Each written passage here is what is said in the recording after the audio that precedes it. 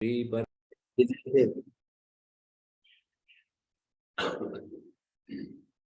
जैसे कोई महामत्स्य होता है, उभे कूले, नदी के पूर्व और अपर दोनों किनारों पर क्रम से संचार करता है।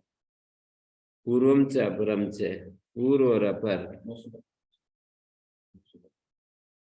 पूर्व और अपर किनारों को अनुसंचार करता है। एवं एवं पुरुषा, इसी प्रकार ये जो पुरुष है, आत्मा है, ये एतो उभौ अंतौ अनुसंचरति।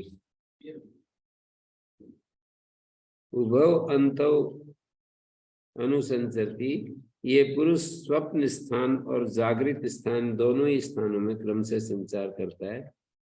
अंतौ का मतलब उभौ देशौ।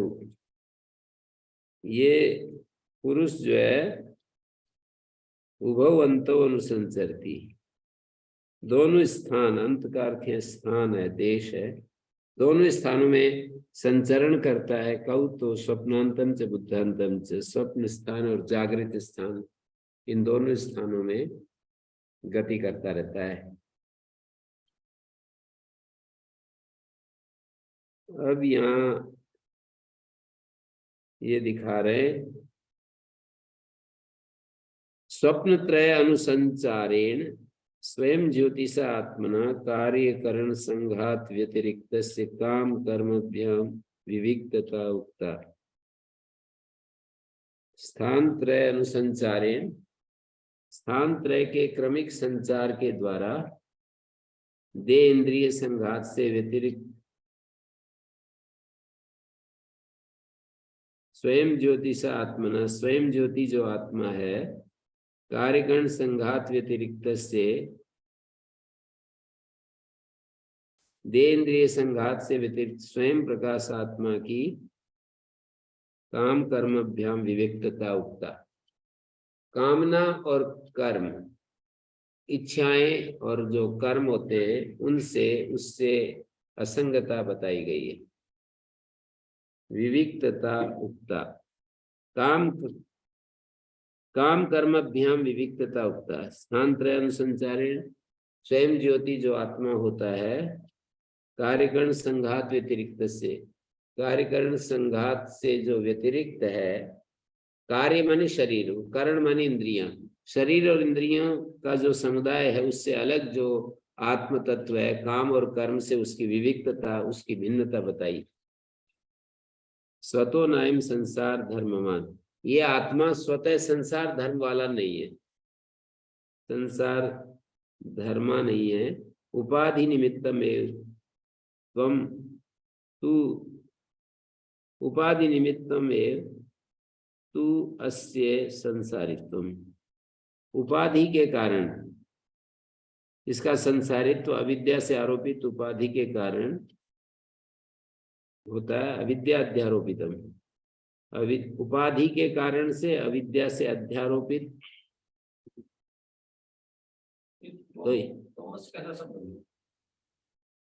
गलत छप रहा है। उपाधि निमित्तम तू अस्य, मैं अतिरिक्त छप रहा है।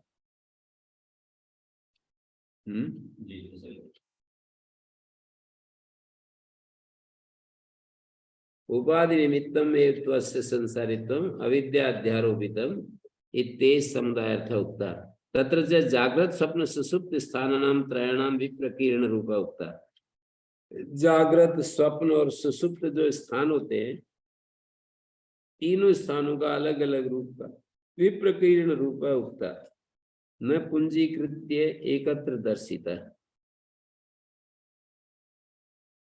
त्रयाणां विप्रकीर्ण रूपा उक्ता, न पुंजीकृत्य एकत्र दर्शिता।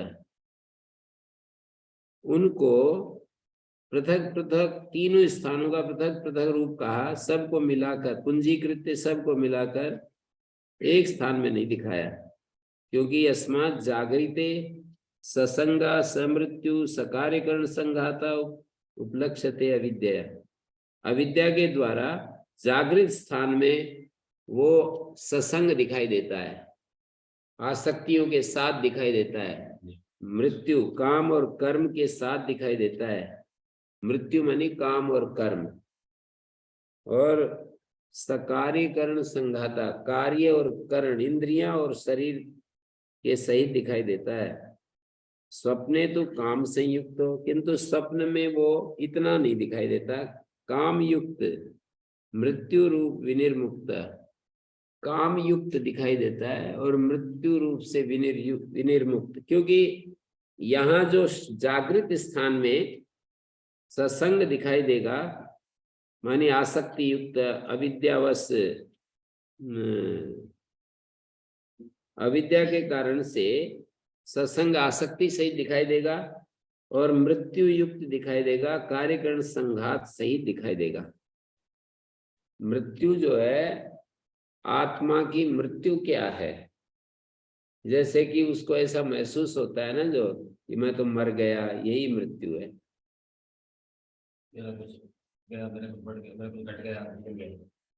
हाँ, घटने पर मृत्यु महसूस होती है, बढ़ने पर तो मृत्यु महसूस नहीं होती।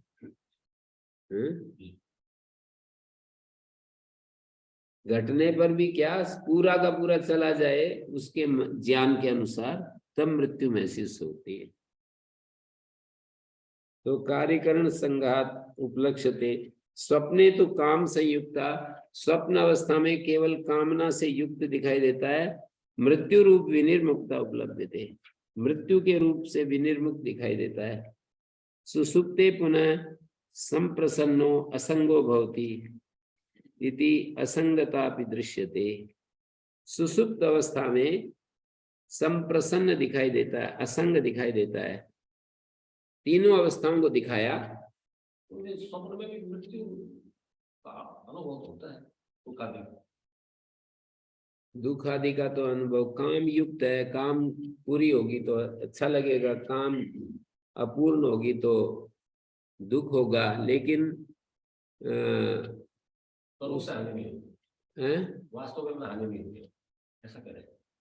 नहीं, मृत्यु विनिर्मुक्त तो दिखता ही है ना, मतलब ऐसा कहाँ दिखता है कि मैं मर गया, मैं तो स्वप्न में भी बहुत अधिक हानि होती है या कहीं कोई तकलीफ होती है, समझ में नहीं आ रहा है ऐसा क्यों करें। हाँ, या तो स्वप्न के बाद वैसा नहीं मिलता इसलिए कह रहे हैं। हाँ, ऐसा ही कुछ हो सकता है, मृत्यु विनिर्मुक्त। स्वप्न के बाद तो स्वप्न जब नहीं रहता तो ऐसा लगता है कि वो स्वप्न वाली बात दिख नहीं थी, या इस रूप में क्या करेंगे।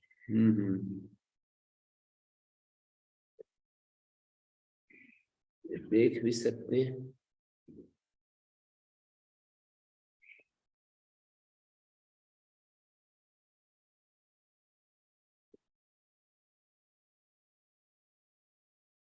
सेवदस्मिन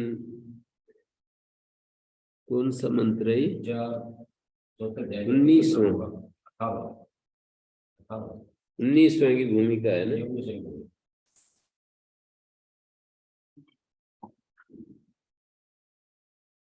तो इसमें अत्रे तस्मिन एवं पुरुष आत्मा स्वयं ज्योति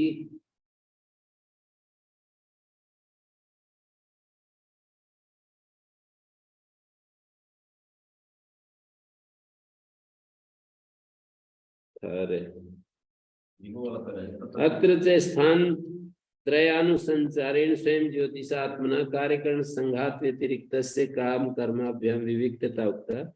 सतो नायम संसार धर्मवान उपाधि निमित्तम एवत्वस्य संसारित्वम अविद्याध्यारोपितम इति समुदायार्थ। तत्र जागृत स्वप्न सुसुप्त स्थानानाम त्रयाणाम विप्रकीर्ण रूपा उक्ता। इनका फैला वाला रूप बताया, न पूंजीकृत एकत्र दर्शित। अस्मात् जागृते ससंगा समृत्यु। समृत्यु का अर्थ किया है मैंने, हिंदी में लिखा है काम कर्म सहित, कामना और कर्म सहित। स्वप्ने तो काम संयुक्तो मृत्यु रूप विनिर्मुक्त उपलब्धते। स्वप्न में जो है स्वप्न वाक्य विवक्षित आत्मसिद्धि आशंक्या स्वप्ने तु। स्वप्न में जो है वो काम से युक्त तो होता है, कामना वाला तो होता है। स्वप्न में कामना वाला तो होता है, लेकिन मृत्यु रूप से विनिर्मुक्त उपलब्ध होता है।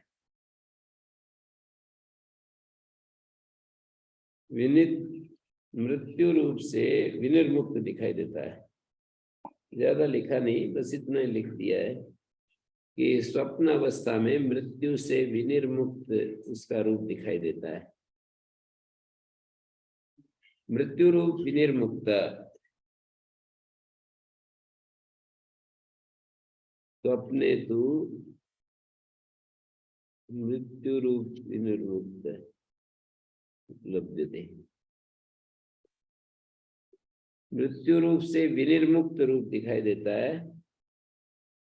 मृत्यु रूप को एक तरफ तो काम और कर्म कह रहे हैं, तो काम को बता क्यों नहीं? काम से तो युक्त है, पर मृत्यु रूप से विनिर्मुक्त उपलब्ध होता है। मतलब विचार करने से ऐसा लगता है कि शरीर आदि की मृत्यु को आत्मा में आरोपित करते हैं और शरीर आदि रहते नहीं है, तो मृत्यु रूप से विनिर्मुक्त हो गया ना। जागृत अवस्था में शरीर की मृत्यु को आत्मा पर आरोपित कर दिया जाता है और शरीर होता नहीं है। शरीर होता नहीं तो मृत्यु रूप से विनिर्मुक्त वहां उपलब्ध होता है, क्योंकि शरीर तो है नहीं। शरीर की मृत्यु होती है, जीवन चलता है, ये दिखती है, तो इस शरीर का होना, वो शरीर का जो होना है वो ही मृत्यु रूप से युक्त है। और स्वप्न में मृत्यु रूप से विनिर्मुक्त होता है। तो या तो इन्होंने गुरु जी मृत्यु रूप के लिए कहा था ना कि कार्य और मेरे शरीर और इंद्रियां ये तो मृत्यु रूप है, और यही दोनों अपनी होती नहीं, शरीर में नहीं होता, इंद्रिय में होता। मृत्यु के रूप है कार्यकरण। तो ये रूप के लिए कह रहे हैं। मृत्यु कौन है? काम कर्म। कार्यकरण जो है वो मृत्यु के रूप होते हैं। मृत्यु रूप से ही जो मुक्त आया। हाँ, मृत्यु रूप से ही, कार्य और करण से रहित दिखाया ना, इसलिए मृत्यु रूप भी निर्मुक्त हो गया। जागृते ससंगा समृत्यु, जागृत अवस्था में संग सहित, आसक्ति सहित, मृत्यु सहित, मृत्यु मानी काम कर्म, और सकार्यकरण मृत्यु के रूपों के सहित। एक मृत्यु होती है, मृत्यु के रूप होते हैं। मृत्यु मानी काम और कर्म, और मृत्यु के रूप मानी कार्य और करण, शरीर और इंद्रियां, ये मृत्यु के रूप है। उपलक्ष्यते अविद्या स्वप्ने तो काम संयुक्तो, स्वप्न में काम संयुक्त मृत्यु रूप विनिर्मुक्ता उपलब्धते, मृत्यु रूप से विनिर्मुक्त दिखाई देता है। सुसुप्ते पुनः संप्रसन्नो असंगो भवति इति असंगता भी दृश्यते। सुसुप्त अवस्था में तो संप्रसन्न, अब तीसरी स्टेज में दिखा रहे हैं। तीनों स्टेज में अलग अलग आत्मा की स्थिति दिखा रहे हैं। जागृत अवस्था ये हमारी है, इसमें कार्यकरण संघात सहित है, कामना युक्त आसक्ति रहित सहित है। स्वप्न में जाएंगे तो कार्य और कर्ण से रहित हो गया, तो मृत्यु के रूप से विनिर्मुक्त हो गया। यहाँ शब्द यही लिखा है कि मृत्यु रूप विनिर्मुक्त लिखा है। मृत्यु रूप माने कार्यकरण विनिर्मुक्त, कार्यकरण, मृत्यु रूप शब्द का अर्थ है कार्यकरण।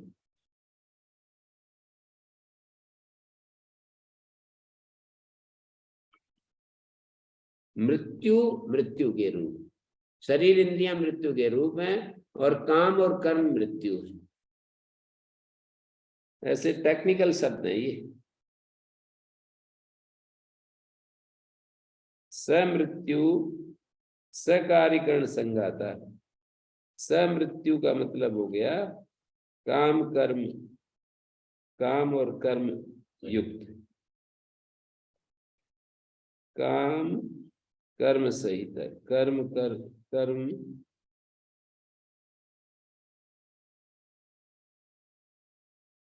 काम कर्म सहित। पहले वाले बताते हैं यस्मात् जागृते ससंग समृत्यु सकार्यकरण संघ, तो यहाँ समृत्यु तो मैं सकार्यकरण को हटा दिया।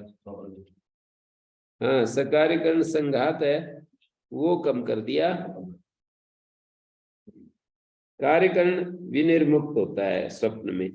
और सुसुप्त में क्या होता है, तो वो बता रहे हैं सुसुप्ते पुनः संप्रसादो असंगो भवति, संग भी चला गया और अस्वच्छता भी चली गई, संप्रसाद हो गया। संप्रसादो संप्रसन्नो और असंगो भवति, संप्रसाद को प्राप्त होकर असंग भी हो जाता है। संप्रसाद, ये संप्रसाद भी क्षणिक ही है। चित्त का लय होने से सब प्रकार की चिंताओं और क्लेशों का बोध न होने के कारण प्रसन्नता रहती है। उस समय मानसिक विकारों का संपर्क न रहने से वो असंग होता है। इसी असंगता को बताने के लिए ये दृष्टांत मात्र है। वास्तविक असंगता तो तत्वबोध से ही होती है और उसकी पूर्णतया समानता कहीं नहीं है।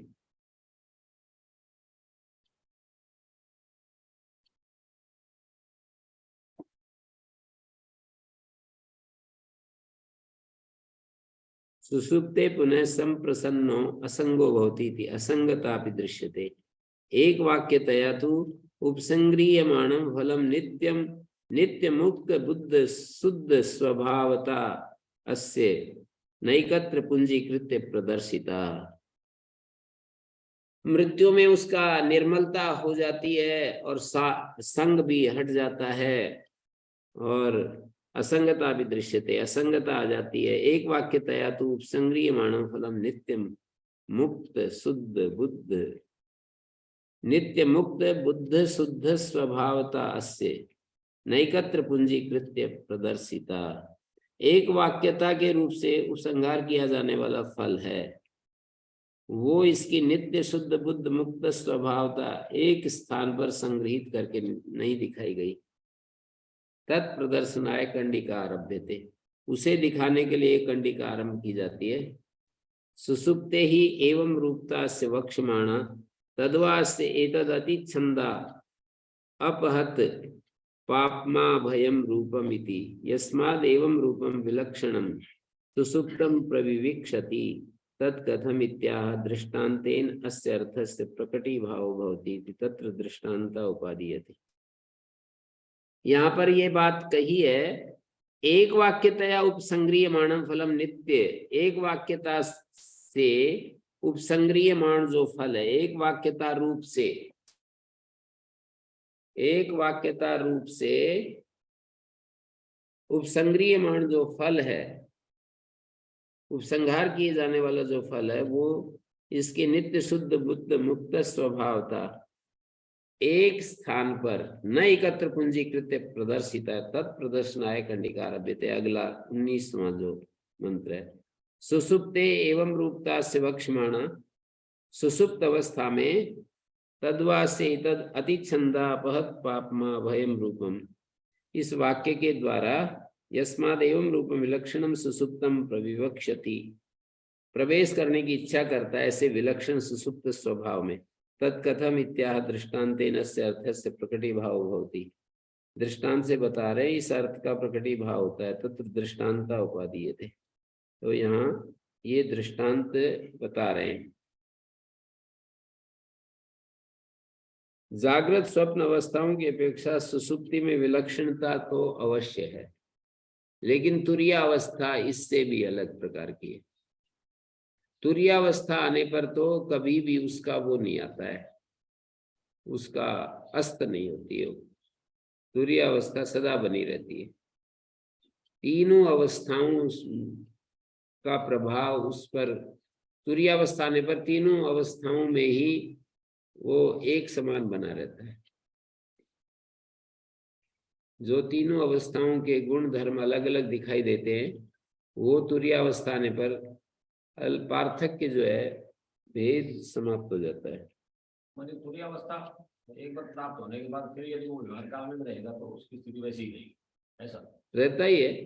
तुरीयावस्था आने के बाद अभी तुरीयावस्था आ गई तो फिर प्रतिबंधक, समस्त प्रतिबंधक हट जाते हैं। प्रतिबंधक हटने के बाद फिर तो कोई बात ही नहीं है। जागृत स्वप्न सुसुप्ति कुछ उसके अंदर परिवर्तन पैदा नहीं करेंगे। सामान्य रूप में जागृत अवस्था अलग प्रकार की हमें दिखती है, स्वप्न अवस्था अलग प्रकार की दिखती है, सुसुप्त अवस्था अलग प्रकार की महसूस होती है। तुरीय अवस्था आने पर ये सब भिन्नता समाप्त हो जाती है। उसमें वह कामना, पाप, भय आदि से रहित होता है, किंतु इसकी ये अकामता क्षणिक ही है। वस्तुतः काम, निष्काम, निर्भय तो मुक्त आत्मा ही है, जो सब अवस्थाओं में परे की स्थिति है। टिप्पणी दी है। तो वास्तविक असंगता जो है तत्वबोध से होती है, उसकी पूर्णतः समानता नहीं है। मानसिक विकारों का संपर्क न रहने से वो असंग होता है। मानसिक विकार नहीं रहते ना सुसुप्ति में, तो वो असंग रहता है। इसी असंगता को बताने के लिए दृष्टांत मात्र है। असंगता को बताने के लिए, वास्तविक असंगता तो तत्वबोध से ही होती है। तो सुसुप्ति आत्मा का विश्रांति स्थल है, इसमें शेन का दृष्टांत दे रहे हैं। सुसुप्ति आत्मा का विश्राम स्थल है। तद यथास्मिन आकाशे शेनो वा सुपर्णो वा विपरिपत्य भ्रांता संघत्य पक्षो संलयाय ध्रियते एवं अयम पुरुषा एतस्मै अंताय भावति यत्र सुप्तो न कंचन कामं कामयते न कंचन स्वप्नं पश्यति। यथास्मिन आकाशे, जैसे इस महान आकाश में कोई बाज पक्षी होता है, शक्तिशाली पक्षी का उदाहरण देने के लिए सेन को दृष्टांत में के रूप में रखते हैं। सुपर्णो वा सेनो वा, सुपर्ण तेज उड़ने वाला जो बाज है ना, उसको सुपर्ण कह देते हैं। सामान्य बाज सुपर्ण। संघत्य पक्षों, अपने पक्षों को, अपने पंखों को, थक जाने पर पंखों को फैलाकर घोंसले की ओर ही उड़ता है। संघत्य पक्षों संलयाय ध्रियते, अपने संलय का मतलब घोंसले की तरफ। संघत्य पक्षों, पक्षों को संघत्य शब्द का अर्थ होगा पक्षों संगमय संप्रसार्य। पक्षों, पंखों को एकदम खुला छोड़ देता है, एकदम हिलाता भी नहीं है बाज पक्षी, तो उसको यहाँ पर कह रहे हैं संघत्य पक्षों। संलयाय माने नीड में, घोंसले में पहुंच जाता है। एवं एवं पुरुषा एतस्मै अंताय धावति, इसी प्रकार ये पुरुष इस स्थान की ओर दौड़ता है, इस स्थान की ओर दौड़ता है। यत्र सुप्तो, जहां सोया हुआ व्यक्ति किसी कामना को नहीं करता है और किसी स्वप्न को भी नहीं देखता। सुसुप्त अवस्था में दो चीजें छूटती है, कामना भी नहीं रहती और स्वप्न भी नहीं देखता। सुसुप्त अवस्था में दो चीज छूटती है, मतलब कामना तो जागृत अवस्था की चीज है और स्वप्न देखना स्वप्न अवस्था की चीज है।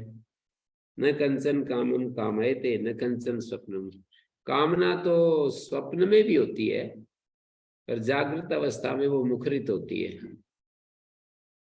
और स्वप्न अवस्था में स्वप्न देखता है। ये दोनों ही चीजें। यस्मिन अन्ते सुसुप्तः न कंचन न किंचित अपि, वो किसी भी भोग की इच्छा नहीं करता और न किसी स्वप्न को देखता है। सुसुप्त अवस्था की बात चल रही है। न कंचन काममिति स्वप्न बुद्धांतर विशेषण सर्वा कामा प्रतिसिद्धते। न कंचन कामम कामयते न कंचन स्वप्नम पश्यति। मांडुक्य उपनिषद के पांचवें मंत्र में भी ऐसा ही कहा है। स्वप्न और जागृत के सभी भोगों का समान रूप से प्रतिषेध किया गया है। स्वप्न बुद्धांतर विशेषण सर्वा कामा प्रतिसिद्धते। सर्वा काम मानी सभी इच्छाओं का, भोग का। स्वप्न बुद्धांत मानी स्वप्नावस्था, और बुद्धांत का मतलब जागृत अवस्था। स्वप्न और जागृत के सभी भोगों का समान रूप से प्रतिषेध किया है। सर्वा कामा प्रतिसिद्ध। कंचन इति अविशेषता विधानात्, क्योंकि कंचन किसी भी इस पद के द्वारा किसी भोग विशेष का नाम न लेने पर समान रूप से ही कहा गया है।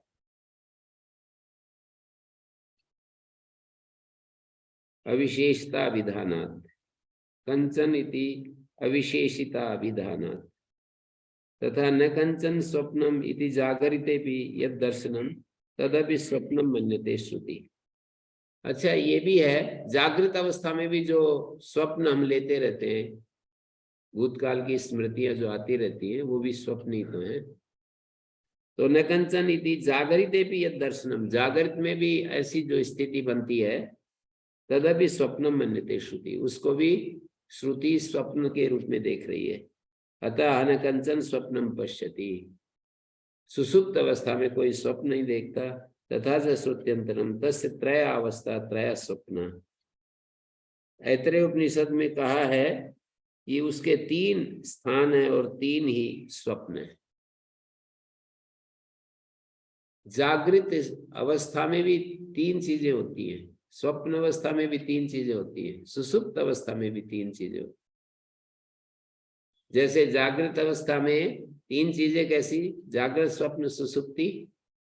जागृति होता है, कई बार स्वप्न जैसी स्थिति होती है, कभी नींद जैसी स्थिति होती है। जागृत अवस्था में जब तमस प्रधान होता है ना, बहुत ही ज्यादा, हम बिल्कुल बेहोश जैसी, जड़ता जैसी स्थिति में होते हैं, मूढ़ता, तो वो स्वप्न सुसुप्ति जैसी स्थिति है।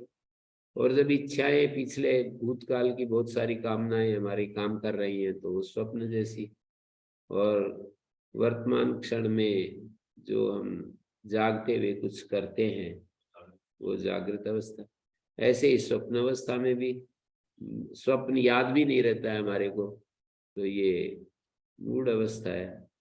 और स्वप्न भी जागृत अवस्था, स्वप्न में भी जागृत अवस्था होती है जब हम आराम से देख रहे होते हैं, और उत्कृष्ट स्वप्न होते हैं। और स्वप्नावस्था में हमारी जो स्थिति होती है वो चंचलता भरी यदि होती है, भूतकाल के जो चंचल दृश्य दिखाई देते हैं, तो वो स्वप्नावस्था की स्वप्न अवस्था है। स्वप्नावस्था की जागृत अवस्था, स्वप्न अवस्था की सुसुप्त अवस्था। स्वप्न जब याद भी ना रहे तो वो स्वप्नावस्था की सुसुप्त अवस्था है। तो 3 स्थान है, और 3 स्थानों में 3 ही स्वप्न, हर स्थान में 3 स्वप्न है। सुसुप्ति में भी एक तो सात्विक निद्रा होती है, एक राजसिक निद्रा होती है, एक तामसिक निद्रा होती है। योग दर्शन में तो साफ साफ बताया है। तो जागृत निद्रा जो है सात्विक निद्रा है। फिर सात्विक निद्रा को सुसुप्त जागृति कहें, सुसुप्त जागृति। और राजसिक निद्रा को सुसुप्त स्वप्न है, और तामसिक निद्रा को सुसुप्त सुसुप्ति कहेंगे। यथा दृष्टान्ते पक्षिणात् परिपतन जश्रमापनुत्तये स्वनीडोपसर्पणम। पक्षीगण क्या होते हैं, परिपतन के श्रम से श्रमापनोदन के लिए अपने नीड की तरफ सरकते हैं। एवं जागृत स्वप्न एवं कार्यकरण संयोग क्रियाफल ही, जागृत स्वप्न में कार्यकरण संयोगज क्रियाफल ही, कार्यकरण के संयोग से उत्पन्न जो क्रियाफल हैं, संयुज्य मानस से पक्षिणा परिपतन इव,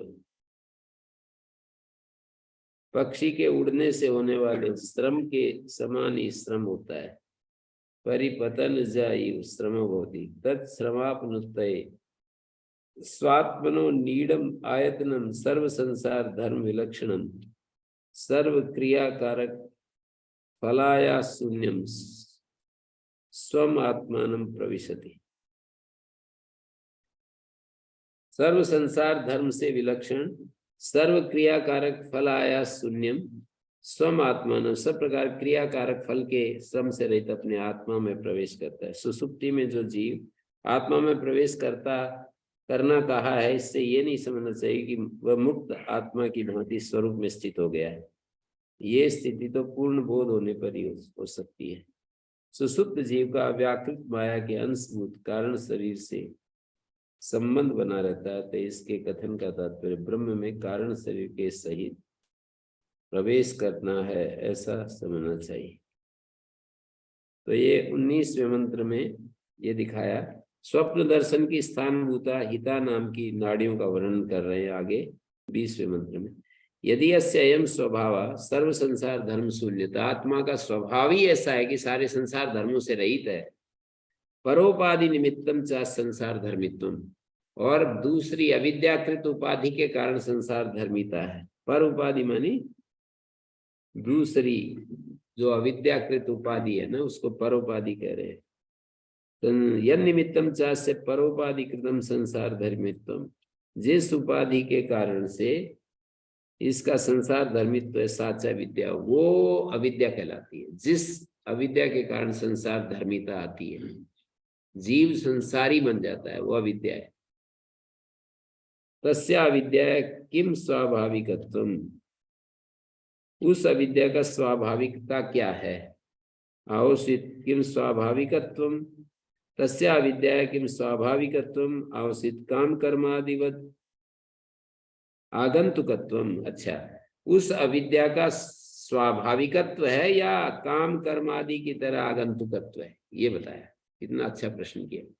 ये जो अविद्या है ये जीव की स्वाभाविक है या काम कर्म आदि की तरह आने जाने वाली। जैसे काम कर्म आदि आते हैं जाते हैं, एक कामना आती है फिर वो चली जाती है। कर्म हम एक प्रकार का कर्म करते हैं, बाल्यकाल में कुछ अलग ही प्रकार के छोटे बच्चे होते हैं, भूमि में कुछ कुछ बनाते रहेंगे घर गुले, और फिर वो छोड़ करके और फिर आगे बढ़ जाते हैं। तो उनके कर्म अलग प्रकार के हैं, युवावस्था के अलग, वृद्धावस्था के अलग। काम कर्म किम तस्य अविद्या किम स्वाभाविकत्व, उस अविद्या का स्वाभाविकत्व है या काम कर्म आदि की तरह आगंतुकत्व है। यदि आगंतुकत्व तो विमोक्ष उपपद्यते, आगंतुक है यदि वो अविद्या आत्मा के साथ जो अटैच्ड अविद्या है वो यदि आगंतुक है तो मोक्ष हो सकता है, और यदि स्वाभाविकत्व है तो मोक्ष तो नहीं हो सकता। फिर तस्यास्य आगंतुकत्व कोपत्ति, आगंतुक होने में युक्ति क्या है, उसके आगंतुक होने में युक्ति क्या है। कथम व नात्म धर्मो अविद्या, या कैसे अविद्या आत्म धर्म नहीं होती है। अविद्या को आत्मा का धर्म नहीं कह सकते। आत्मा का धर्म होगी ना तो आत्मा से अलग नहीं हो सकती। जैसे अग्नि का धर्म गर्मी है, उससे अलग नहीं हो। मुझे आत्मा का धर्म नहीं है, आत्मा में समाई भी कैसे। हाँ, तो वो अदृश्य हो जाती है। आत्मा का धर्म तो नहीं है, पर इसीलिए उसको अनिर्वचनीय कह करके बताते हैं। लय में दिखाते हैं उस समय बड़ी प्रश्न पैदा होगा। जब लय दिखाते हैं अव्यक्त भी लय हो जाता है। हाँ, अव्यक्त आत्मा में लय हो जाता है। उसका भी अभिप्राय यही समझना पड़ेगा कि आत्मा का वो पार्ट एंड पार्सल तो नहीं बनता। आत्मा का के साथ वो तद्रूप तो नहीं होता है। न आत्म धर्मो अविद्या, कितना अच्छा वाक्य लिखा है। आत्म धर्म नहीं है अविद्या। इति सर्व अनर्थ बीज भूता है अविद्या, सारे अनर्थों के बीज जो अविद्या है। सतत्व अवधारणार्थम पराकंडिका रभ्यते, अविद्या का स्वरूप निर्णय करने के लिए आगे की कंडिका आरंभ कर रहे हैं। तावा अस्य एता हिता नाम नाड्यो यथा केशा सहस्रधा भिन्ना तावता अणिम्ना तिष्ठन्ति शुक्लस्य नीलस्य पिंगलस्य हरितस्य लोहितस्य पूर्णा अथ यत्र एनम निघ्नन्ति जिनन्ति वसन्ति विच्छाययति गर्तम युपतति यदेव जागृत भयं पश्यति तदत्र अविद्या मन्यते।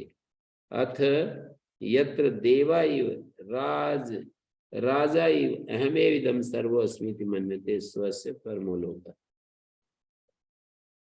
तो कहते हैं उसकी ये हिता नाम की नाड़ियां, तवास्येता हिता नाम नाड्यो यथा केसा सहस्रधा भिन्ना, सहस्र भागों में विभक्त केस, जैसे केस का अग्र भाग है उसको 1000 टुकड़ों में बांटो, इतना सूक्ष्म कर दिया। तावता अणिम्ना तिष्ठन्ति, उतनी ही ये नाड़ियां सूक्ष्मता वैसी सूक्ष्मता से रहती है। वे शुक्ल नील पीत हरित लाल रंग के रस से परिपूर्ण है। 1 2 3 4 5 दिखाए। ते शुक्लम अस्य नीलस्य पिंगलस्य सहस्रदा भिन्नस्तावता न तिष्ठन्ति। शुक्लम अस्य नीलस्य पिंगलस्य हरितस्य लोहितस्य पूर्ण यत्र एनं घ्नन्ति जिनन्ति हस्ति विच्छायति गर्तमिव वदति यदेव जागृत भयं पश्यति तदत्र अविद्यया मन्यते अथ यत्र देवा इव राजा इव अहमेविदं सर्वोऽस्मीति मन्यते सोऽस्य परमो लोकः। ये दिखा दिया इस पुरुष को मानो मारते वे शुक्ल नील पीत हरित लाल रंग से के रस से परिपूर्ण वे हिता नामक नाड़ियां शुक्लस्य नीलस्य पिंगलस्य तीन हरितस्य चौथा लोहितस्य पांचवा पूर्ण अथयत्र एनम घ्नन्ति जिनन्ति हस्ति विच्छायति गर्तमिव वदति यदेव जागृत भयं पश्यति तदत्र अविद्या मन्यते। इस पुरुष को मानो मारते हैं, मानो अपने वश में करते हैं, जहां मानो इसे हाथी खदेड़ते हैं, जहां ये मानो गड्ढे में गिरता है। इस प्रकार जो कुछ भी जागृत अवस्था के भय देखता है उन्हें इस स्वप्न अवस्था में अविद्या से मानता है। अविद्या मन्यते यत्र एनम घ्नन्ति जिनन्ति हस्ति विच्छायति गर्तमिव वदति अथ यत्र एनम घ्नन्ति जिनन्ति। इस पुरुष को मानो मारते हैं, मानो अपने वश में करते हैं, जहां मानो इसे हाथी खदेड़ते हैं या जहां वह मानो गड्ढे में गिरता है। इस प्रकार जो कुछ भी जागृत अवस्था के भय देखता है उन्हें इस स्वप्नावस्था में अविद्या से स्वीकार कर लेता है। जागृत अवस्था में जो भय देखता है गर्तम उपतति यदेव जागृत भयं पश्यति तदत्र अविद्या मन्यते। यदेव जागृत भयं जागते हुए को जो भय दिखाई दिया कहीं तदत्र अविद्या मन्यते तो अविद्या के कारण उसको स्वीकार। अथयत्र एनम घ्नन्ति जिनन्ति हस्ति विच्छायति उन्हें इस स्वप्न अवस्था में अविद्या से मानता है, जहां ये देवता के समान राजा के समान या मैं ही सब हूं ऐसा मानता है, वह इसका परम धाम परमोलोक। तो ये किस अवस्था का वर्णन हुआ? स्वप्न दर्शन की स्थान भूता हिता नाम की नाड़ियों का वर्णन। तावास्य सिर पाणादि लक्षण से पुरुष से सिर हाथ पैर आदि जो ये पुरुष है एता हिता नाम नाड्या यथा केसा सहस्रदा भिन्न, जैसे केस के 1000 टुकड़े कर दिए जाए उसके अग्रभाग के, और तावता तावत परिमाणेन अणिम्ना अणुत्वेन तिष्ठन्ति। तावता तावत परिमाणेन अणिम्ना अणुत्वेन तिष्ठन्ति। नाड़ियों में वर्णन किया है उसका स्थितियों से कोई संबंध नहीं है। कावायता से हिता नाम नाट्यो यथा केसा ऐसा ऐसे बताया ना, वे उसकी ये हिता नाम की नाड़ियां जिस प्रकार सहस्त्र भागों में व्यक्त केश होता है वैसे ही सूक्ष्मता से रहती है। सूक्ष्मता का रूप बताया यथा केसा सहस्रदा भिन्ना तावता अणिम्ना तिष्ठन्ति, उतनी ही सूक्ष्मता से रहती है। शुक्लमस्य नीलस्य नहीं शुक्लस्य नीलस्य पिंगलस्य हरितस्य लोहितस्य पूर्ण, लोहित रस से पूर्ण होती है वे हिता नाम की नाड़ियां। 5 कलर दिखाए शुक्लस्य नीलस्य पिंगलस्य हरितस्य लोहितस्य। अथ यत्रेनम अब आगे सो यहाँ इस पुरुष को मानो वो शुक्ल नील पीत हरित लाल रंग के रस से पूर्ण है। सो जहां इस पुरुष को मानो मारते, मानो अपने वश में करते, जहां मानो इसे हाथी खदेड़ता है। अथ यत्रेनम घ्नन्ति इस पुरुष को मानो मारते हैं, जिनन्ति मानो इसको वश में करते हैं, और हस्ति विच्छायति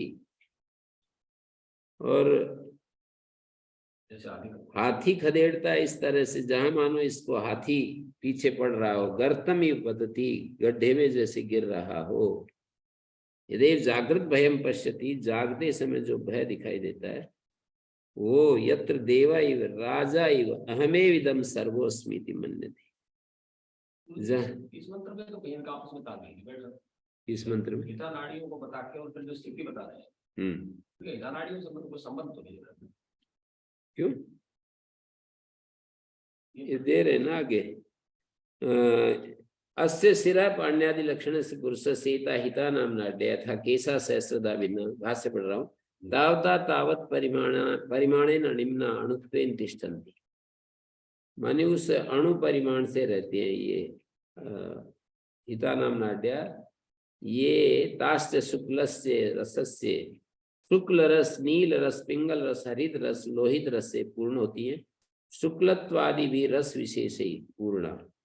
वे नाड़ियां शुक्लत्वादि रस विशेष से पूर्ण होती हैं। एते च रसानाम वर्ण विशेषा वात पित्त श्लेष्मणाम, ये रसों के जो वर्ण विशेष हैं वात पित्त श्लेष्मा के हैं। इतरेतर संयोग वैषम्य विशेषात, इतरेतर संयोग के विषमता के कारण विभिन्न और बहुत प्रकार के दिखते हैं। विचित्रा व्यवस्थ भवंती तासु एवं विधासु नाड़ीसु सूक्ष्मासु बालाग्र सहस्त्र भेद परिमाणासु। इस प्रकार की नाड़ियों में जो सूक्ष्म बालाग्र सहस्त्र भेद परिमाणासु, बाल के अग्र भाग में 1000वें हिस्से के बराबर शुक्लत्वादि रस पूर्णासु, शुक्लादि रसों से पूर्ण, सकल देह व्यापिनीसु, सकल देह में व्यापी ये नाड़ियां, सप्तदशकम लिंगम वर्तते, नाड़ियों में वह 17 तत्वों का लिंग शरीर रहता है। शुक्लादि रसों से परिपूर्ण संपूर्ण रस में शरीर में फैली हुई और बालाग्र के सहस्त्रांश परिमाण वाली सूक्ष्म नाड़ियों में वह 17 तत्वों का लिंग शरीर रहता है। तदाश्रिता सर्वा वासना, और उस लिंग शरीर के आश्रित ही सारी वासनाएं होती हैं। नैयायिक लोग उसको आत्मा में दिखाते हैं, ये अंतःकरण में दिखाएंगे। तदाश्रिता सर्वा वासना उच्चावच्च संसार धर्मानुभव जनिता, वो ऊंचे नीचे ऊंच नीच धर्मों के अनुभव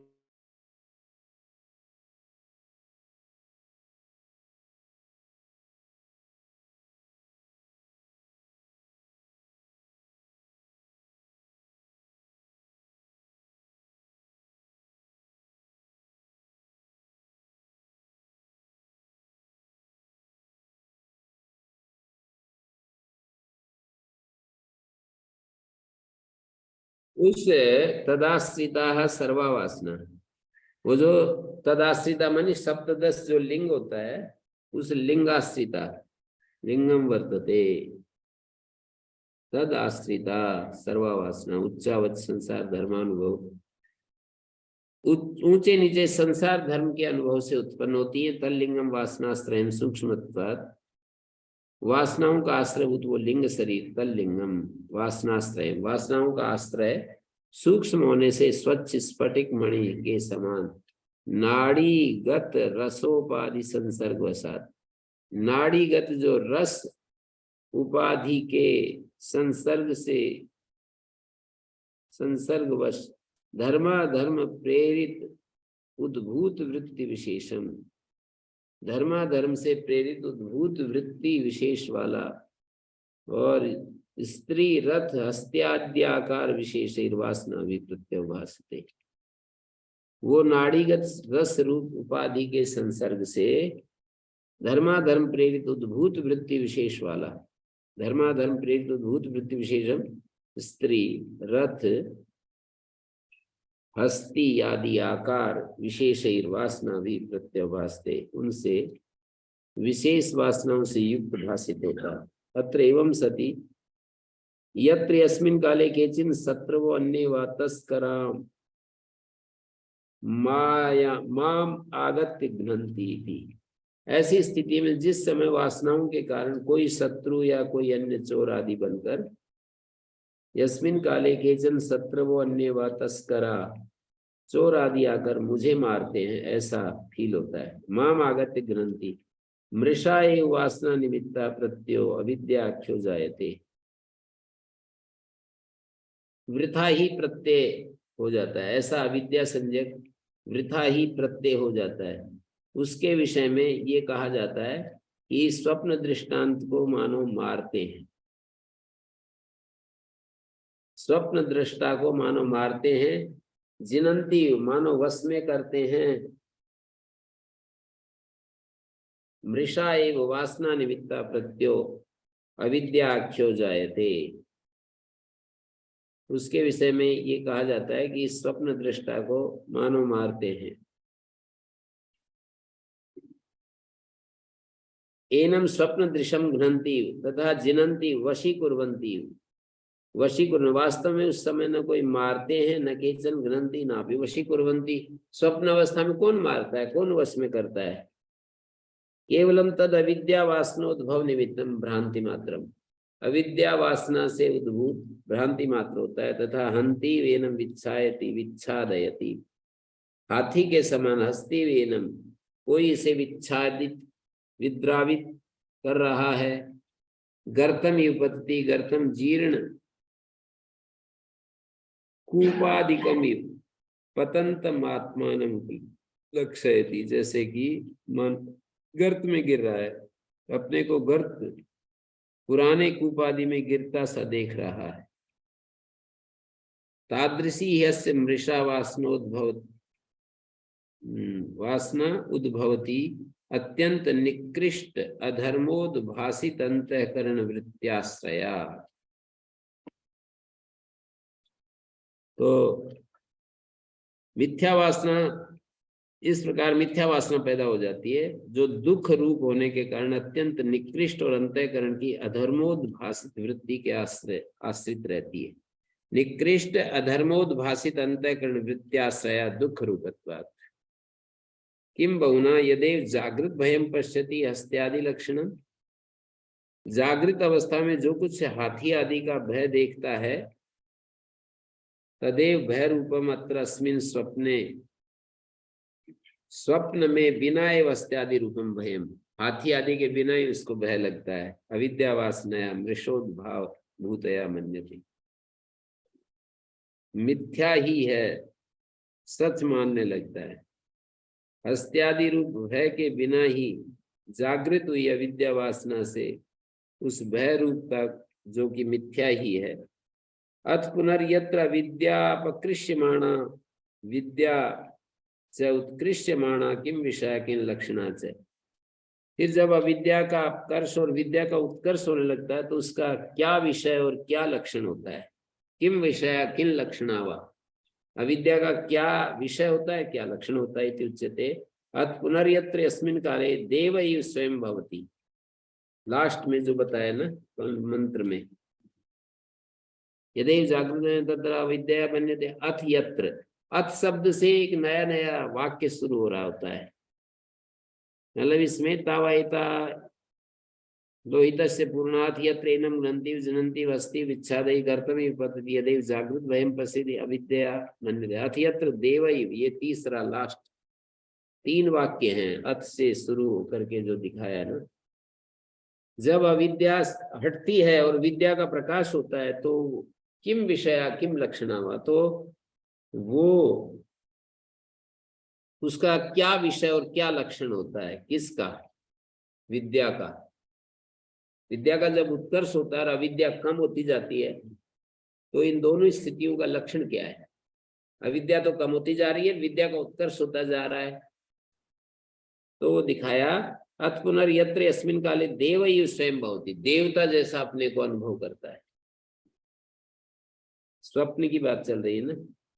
देवता विषय विद्या यदा उद्भूता जागृत काले, जागृत काल में जब देवता विषय विद्या उत्पन्न हुई तो स्वप्न में भी वही देव जैसा अपने को देखने लगता है। देवता विषया विद्या यदा उद्भूता जागृत काले तदा उद्भूतया वासनया देवम इव आत्मानं मन्यते। तो उस उद्भूत वासना से देवता के समान अपने आप को मानने लगता है। देवम इव आत्मानं मन्यते। स्वप्ने भी, स्वप्न में भी वैसा ही देखता है। स्वप्ने भी तदुच्यते, देवैव राजाइव राज्यस्थो अभिषक्त अभिषिक्त स्वप्नेपि राजा हमिति मन्यते राजवासना वासिता। राजवासना के कारण से अपने आप को राजा जैसा मानता है, स्वप्न में भी देव के समान मानता है, राजा के समान मानता है, राज्याभिषेक हो गया है ऐसा मानने लगता है। एवं अत्यंत प्रक्षीण मानायम अविद्या उद्भूता से विद्या, जब अविद्या अत्यंत क्षीण हो जाती है और विद्या सर्वात्म विषय यदा सर्वात्म विषयिणी विद्या का उद्भव होता है तो स्वप्न में भी तद्भाव भाविता हमें विदम सर्वोस्मि ऐसा देखता है कि मैं ही तो सर्वत्र हूँ। इतना अच्छा स्वप्न आया, हमें सर्वोस्मि ऐसा मानता है। स या सर्वात्म भाव स्वस्य आत्मना परमो लोका परमात्म भाव स्वाभाविका यत्तु सर्वात्म भावाद अर्वाक बालाग्र मात्रम अपि अन्यत्वेन दृश्यते नाहम अस्मि तद। इन्होंने दिखाया सर्वात्म भाव से उतरकर अपने को बालाग्र मात्र भी मैं ये नहीं हूं इस प्रकार अन्य रूप से देखता है तो अवस्था अविद्या है। बालाग्र मात्र भी ये मन में आ जाए कि मैं तो ये नहीं हूं तो उतना अविद्या बीच में आ गई। सर्वात्म भावाद अर्वाक बालाग्र मात्रम अपि अन्यत्वेन दृश्यते नाहम अस्मि तदवस्था अविद्या तया अविद्या ये प्रत्युपस्थापित अनात्म भावालोका, उस अविद्या से जो अनात्म भाव रूप लोक उपस्थापित किए गए ते अपरमा स्थावरांता, वे स्थावर पर्यंत अपरम लोक हैं। मतलब एक तो परम लोक हुआ आत्मा का और ये अपरम लोक है। तान संव्यवहार ये विषयान लोकान अपेक्षाएं सर्वात्म भाव समस्तो अनंतर बाह्य, उन संव्यवहार विषयक जो लोक हैं उनकी अपेक्षा से ये जो सर्वात्म भाव था कि सर्वोहम अस्मि ये समस्त है, अनंतर अबाह्य मतलब कारण अंतर बाह्य शून्य है, पूर्ण है, ये समस्त माने पूर्ण है, अंतर बाह्य शून्य है, अनंतरो अबाह्य पूर्ण अंतर बाह्य शून्य स्वस्य परमोलोका तस्माद अपकृष्यमाणायम अविद्या विद्यां च काष्ठाम गतायम। अविद्या तो नीचे आती गई, अपकृष्यमाण होती गई, विद्या प्रकर्ष को प्राप्त होती गई, काष्ठायाम गतायम सर्वात्म भाव मोक्ष, सर्वात्म भाव मोक्ष हो जाता है। यथा स्वयं ज्योतिष्वम स्वप्ने प्रत्यक्षता उपलब्धते, जैसा कि स्वयं ज्योतिष स्वरूप स्वप्न में प्रत्यक्षता उपलब्ध होता है तद्वत विद्या फलम उपलब्धते, विद्या का जो फल है उसको प्रतीत होने लगता है। तथा अविद्यायाम उत्कृष्यमाणायाम, अब उधर भी देखते हैं अविद्या जब प्रकर्षता को प्राप्त होती है तब क्या होता है।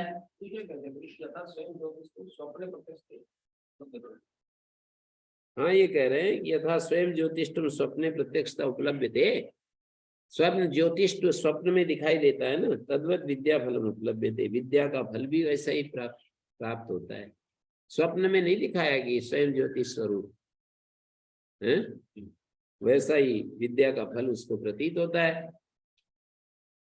तो इसको हम कल करते हैं, थोड़ा सा टाइम आज यहीं पर विराम देते हैं। ओम शांति।